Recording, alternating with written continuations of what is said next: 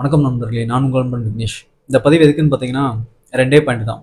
ஒண்ணு தளபதி எனும் தங்கம், இன்னொன்னு வந்து விர்ச்சுவல் வாரியர்ஸ் எனும் வைரங்கள்.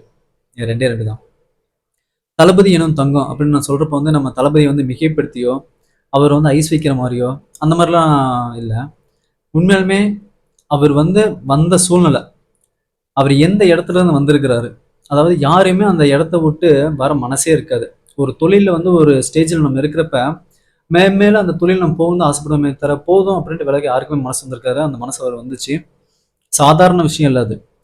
ஒரு தொழில் உச்சத்துல இருக்கிறவங்களுக்கு மட்டும்தான் அதோட பவர் என்ன அப்படின்னு தெரியும்.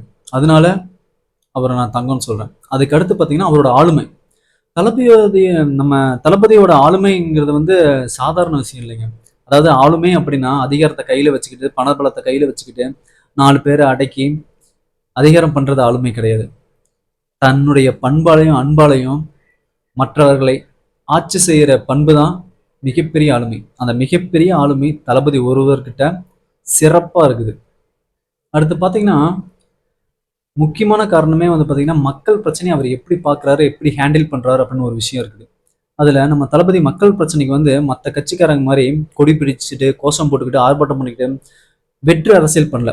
மக்களுக்கான தீர்வு என்ன அப்படின்னு யோசிக்கிறாரு. விர்ச்சுவல் வாரியர்ஸ் எனும் வைரங்கள். விர்ச்சுவல் வாரியர்ஸ் எனும் வைரங்கள் வந்து சாதாரணம் இல்லைங்க.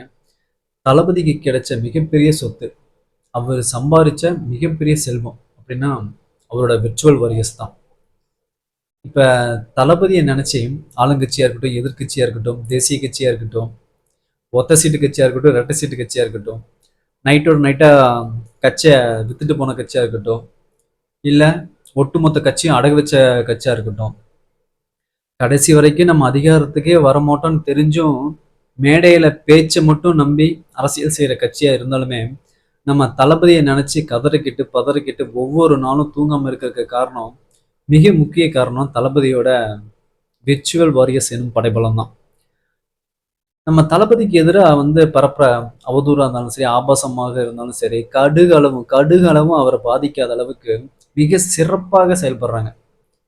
அதாவது சமூக வலைதளத்துல பல ஆயிரம் யானைகளுக்கு சமம் அவங்களோட பலம்.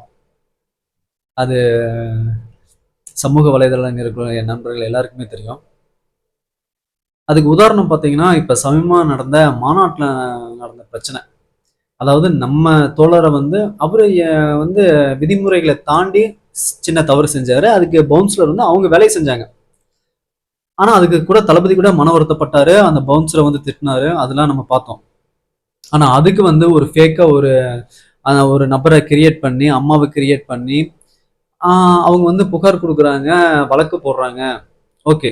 ஆனா அவங்க பின்னாடி இருக்கிறது யாரு? அவங்களுக்கு பக்கபலமா இருக்கிறது யாரு? அவங்க பார்த்தீங்கன்னா, ஆளுங்கட்சி சப்போர்ட்ல இருக்கிறாங்க. அப்படி இருந்துமே, ஆளுங்கட்சி சப்போர்ட் இருந்துமே, அந்த அவதூறையும், ஆபாசத்தையும் செய்தி சேனலும், மீடியாக்களும் என்ன உண்மை மாதிரியே பரப்புறாங்க. உண்மை மாதிரியே பரப்பிட்டு இருக்கிறாங்க.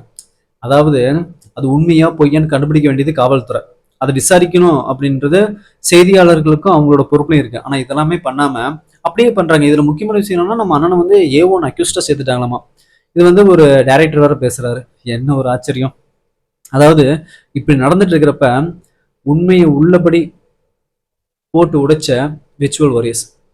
அதனால தாங்க அவங்க வைரம்னு நம்ம சொல்றோம். அதாவது சாதாரணமா இல்ல. ஒவ்வொரு தொண்டனும் அவங்களால முடிஞ்ச அளவுக்கு அவங்க மாநாட்டில் எடுத்த வீடியோ ஃபுட்டேஜ் எல்லாத்தையும் போட்டு போட்டு காமிக்கிறாங்க. அவர் இல்ல, அவர் இல்ல, இவர் தான் அப்படின்னு. அந்த பாதிக்கப்பட்ட அந்த நண்பரே வந்து சொல்றாரு, நான் தான். எது எப்படியோங்க, 2026 தேர்தல் அப்படிங்கிறது வந்து மிக சிறப்பான தேர்தலாக இருக்கும்.